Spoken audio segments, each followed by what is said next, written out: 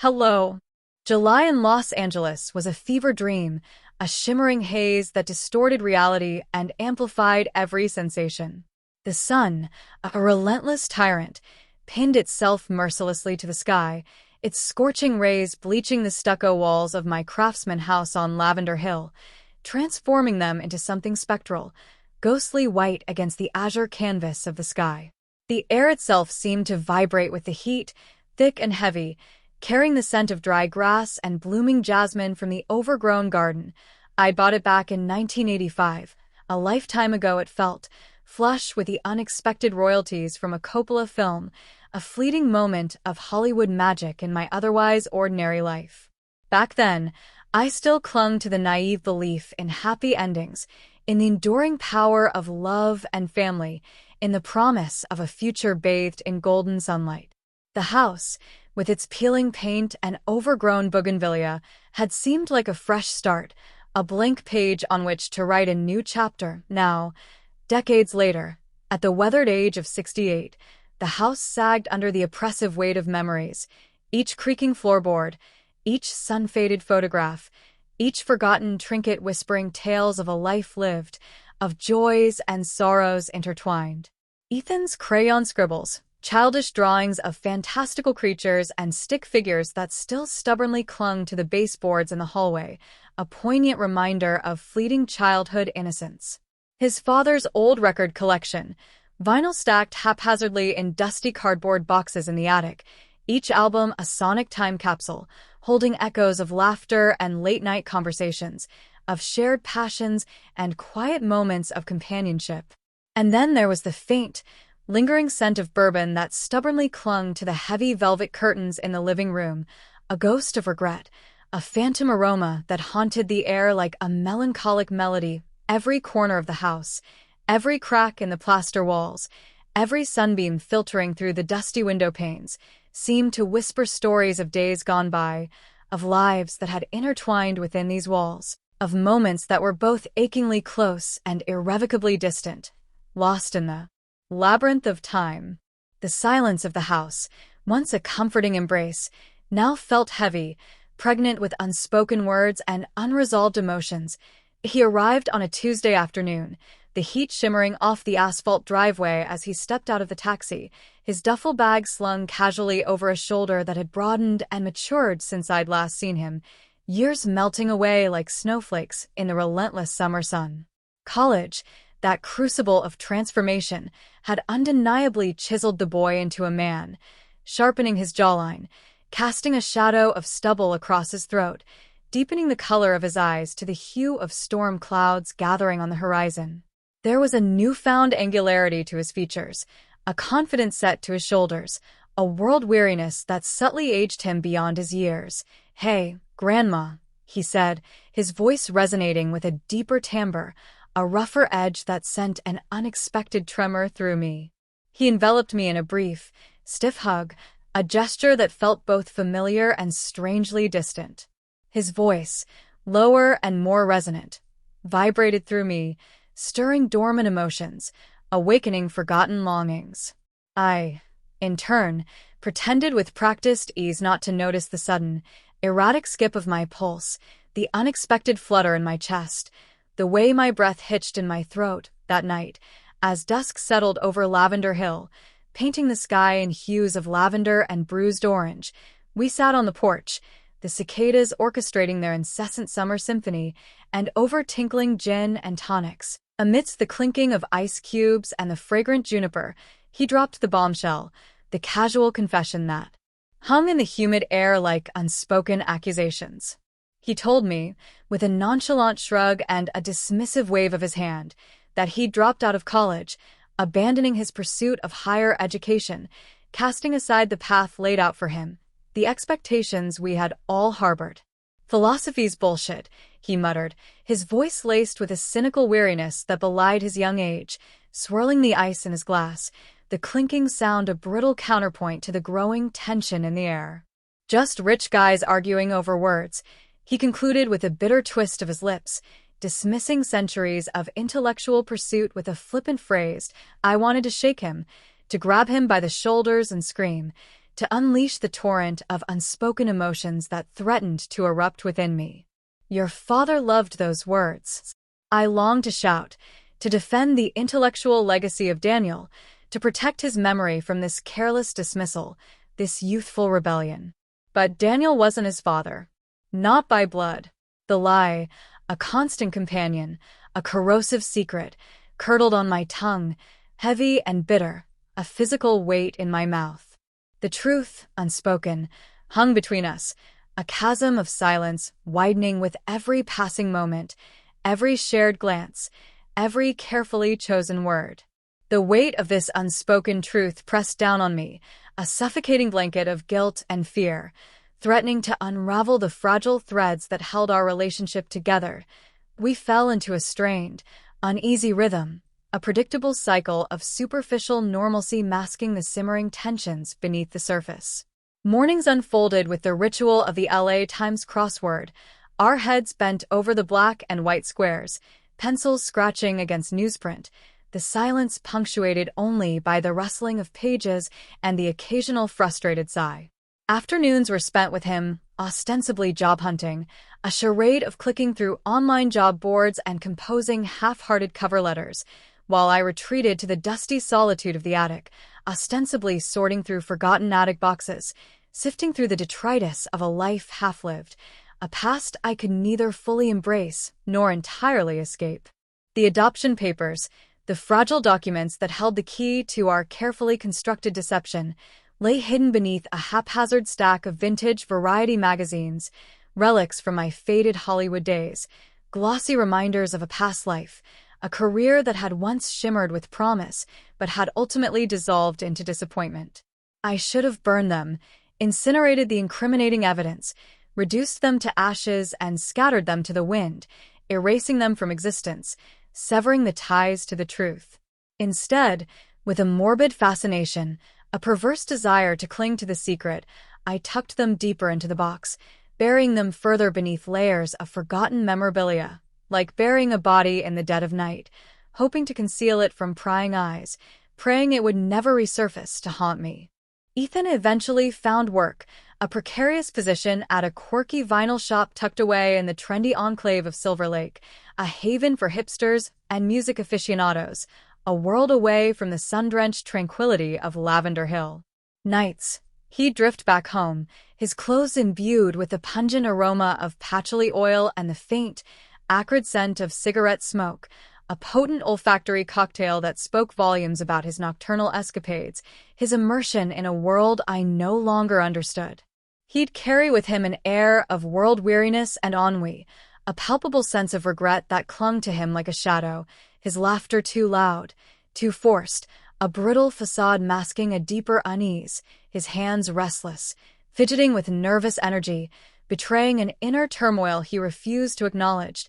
We'd often find ourselves gravitating towards the shadowed sanctuary of the porch as evening descended, the air cooling slightly, offering a temporary respite from the oppressive daytime heat. Nina Simone's melancholic voice, rich and textured, would spin scratches into the gathering dark, her haunting rendition of "Wild is the Wind" emanating from the old record player, weaving a tapestry of longing and heartbreak into the stillness of the night. Her soulful melodies became the soundtrack to our unspoken anxieties, our shared silences, our growing unease. "Tell me about your men," he'd say, his voice low and husky, leaning in too close, invading my personal space, his gaze intense and unsettling, probing for something I was unwilling to reveal. He'd prod and push, seeking to uncover the secrets I had so carefully guarded, the past I had so meticulously constructed. I'd invent elaborate stories, fantastical tales spun from half-truths and carefully crafted lies, conjuring up images of a dashing French cinematographer who'd wooed me with sonnets and loved me in flowery iambic pentameter, a charismatic jazz trumpeter with lips like sin and a voice that could melt glaciers, each fabricated romance more outlandish than the last, each fictional lover a carefully constructed diversion, designed to deflect his probing questions, to conceal the stark reality of my past. Lies, all of it, elaborate fabrications woven from threads of imagination and desperation, designed to protect myself, to protect him, to protect the fragile structure of our carefully constructed reality. The truth, however, remained stark and simple, a painful, unyielding reality. I'd loved once, fiercely, passionately, irrevocably, a boy who wasn't mine by blood, a love that defied societal norms, a connection that transcended familial bonds, a forbidden desire that burned with an incandescent intensity, threatening to consume everything in its path. This unspoken truth, this buried passion, simmered beneath the surface of my fabricated narratives, a hidden current of desire flowing beneath the carefully constructed dam of lies, threatening to breach the walls of my carefully maintained composure. One sweltering evening, thick with the scent of jasmine and honeysuckle, as I passed him a glass of whiskey, the amber liquid shimmering in the fading light, his fingers grazed mine. A fleeting, accidental contact, yet the sensation sent a jolt of electricity through me, a static spark igniting in the humid air, a forbidden current passing between us. The unexpected touch, so casual yet so charged, resonated with an unsettling intimacy, stirring a confusing mix of guilt and forbidden longing. "You're not like other grandmas," he said, his voice dropping to a low whisper, his gaze locking onto mine, holding me captive in his stormy eyes. "You're alive," he breathed, the word hanging heavy between us, charged with unspoken meaning, dangerously ambiguous, pregnant with implications that sent a shiver of apprehension down my spine. The word hung between us, suspended in the heavy air, a loaded accusation, a forbidden compliment, a dangerous acknowledgement of the unspoken tension that crackled beneath the surface of our relationship. I fled to the perceived sanctuary of the brightly lit kitchen, seeking refuge in the mundane ritual of scrubbing dishes, plunging my hands into scalding soapy water, scouring porcelain with frantic energy, the rhythmic motion a futile attempt to wash away the unsettling sensation, to scrub away the dangerous implications of his words, to cleanse myself of the forbidden desires that stirred within me. I scrubbed and scrubbed until my hands were raw and red, the skin chafed and burning, yet the unsettling feeling, the forbidden awareness,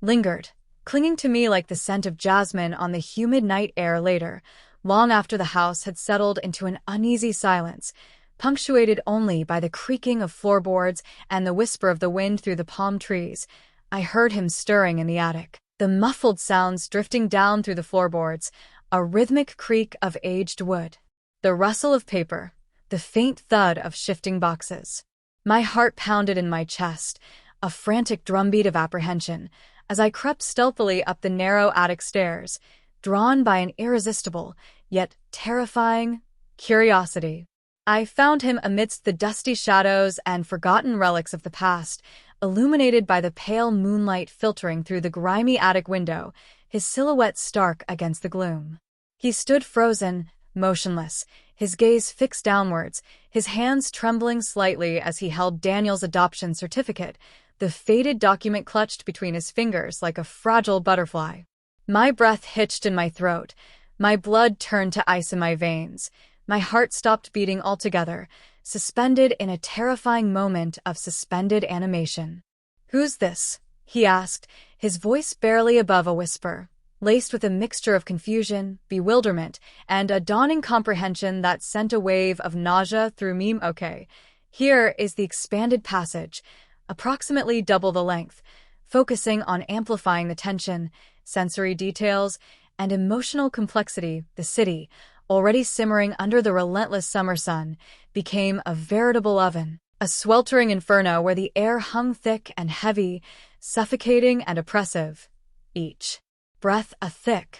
blanket clinging to the lungs. The heat radiated from the concrete sidewalks, bounced off the stucco walls, and pressed down from the cloudless, merciless sky, baking the city into a stifling prison. The power, strained to its breaking point by the insatiable demands of air conditioners battling the oppressive heat, finally succumbed with a groaning sigh, plunging Lavender Hill into darkness as the lights flickered and died, leaving behind a disconcerting silence that was somehow more oppressive than the hum of electricity. A thick, Almost viscous darkness descended with the sudden cessation of the humming appliances, swallowing the house whole and amplifying the already palpable heat. In the oppressive darkness, punctuated only by the faint sliver of moonlight filtering through the heavy curtains, the heat became even more palpable, pressing down on us with a physical weight, enveloping us in a suffocating embrace that stole breath and reason. The air itself seemed to thicken, heavy with unspoken words and mounting tension, the silence broken only by the frantic chirping of unseen crickets outside and the heavy thumping of our own hearts. We dragged sweat-soaked mattresses, heavy and damp, to the relative coolness of the living room floor, a desperate attempt to find a temporary respite from the stifling upstairs bedrooms that had become unbearable chambers of heat, each movement sluggish and wearying in the thick air, sweat painting our skin silver in the ethereal moonlight filtering through the gaps in the heavy curtains, turning us into ghostly figures, pale and indistinct, lost in the oppressive gloom, phantoms adrift in a sea of heat and shadow. Ethan paced restlessly, a caged animal confined to the small space of the living room, shirtless, his bare chest glistening with a sheen of perspiration that caught the faint moonlight, the drops beating and tracing paths down his skin, the muscles of his back and shoulders tense and coiled. The tattoo on his shoulder, a swallow mid-flight, wings outstretched in perpetual motion, rippling and flexing with the restless movements of his muscles, a dynamic symbol of his restless energy, his caged frustration, a visual representation of the turmoil raging beneath the surface. Each step he took across the wooden floor was imbued with a nervous energy, each turn a display of contained agitation. The oppressive heat, rather than dampening his spirits, seemed to amplify his agitation, exacerbating his simmering discontent, fueling the unspoken tensions that crackled between us like static electricity in the charged air, the heat a physical manifestation of the emotional fire burning between us. The silence pulsed with unspoken questions, with years of buried secrets threatening to surface, the air thick with anticipation and dread. "Why won't you talk about Dad?" he demanded, finally breaking the strained silence, his voice rising with a raw urgency, fueled by days of mounting frustration that had reached a boiling point, weeks of unanswered questions that gnawed at his insides, years of unspoken truths that festered like an untreated wound. His voice, rough with emotion and laced with desperation, echoed in the stillness of the darkened house, accusatory and demanding, tearing through the fragile veil of our carefully constructed silence, shattering the pretense of normalcy we had so painstakingly maintained. Each word hung in the air, heavy with accusation, a challenge, and a plea all at once, a demand for truth that resonated with the accumulated weight of years of unspoken questions. "Some ghosts bite," I murmured, the words escaping my lips like a sigh of defeat, a whisper of resignation carried on the humid air, a feeble attempt to deflect his relentless probing, to dismiss his insistent questions with a cryptic phrase, to maintain the carefully constructed walls of denial that I had so diligently erected and that now threatened to crumble around me, walls built from years of carefully curated lies and suppressed memories. It was a pathetic defense, a flimsy shield against the onslaught of his raw emotion, a whisper against a rising storm. "Bullshit," he exploded, his pent-up frustration finally erupting with volcanic force, his youthful anger unleashing itself with a destructive force that shattered the fragile peace of the room, a torrent of emotion breaking free after years of confinement. He lashed out blindly, his foot connecting with a delicate side table with brutal force born of pure, unadulterated rage, the antique piece teetering precariously for a moment, swaying drunkenly on its spindly legs before collapsing with a resounding crash that echoed through the silent house like a gunshot, sending a delicate porcelain vase, a fragile heirloom passed down through generations, crashing to the floor, shattering into a million fragments of sharp, jagged porcelain, the sharp shards scattering across the polished hardwood like fallen stars, glittering in the moonlight, mirroring the fractured state of our relationship, the shattered pieces of our carefully constructed facade, the irreparable damage inflicted by years of secrets and lies. "You're hiding something," He accused again, his voice raw with emotion, cracking with the strain of suppressed tears and unbridled anger, his eyes blazing with accusation, pupils dilated in the dim light, his body trembling visibly with barely suppressed rage, his entire being vibrating with the force of his emotional turmoil.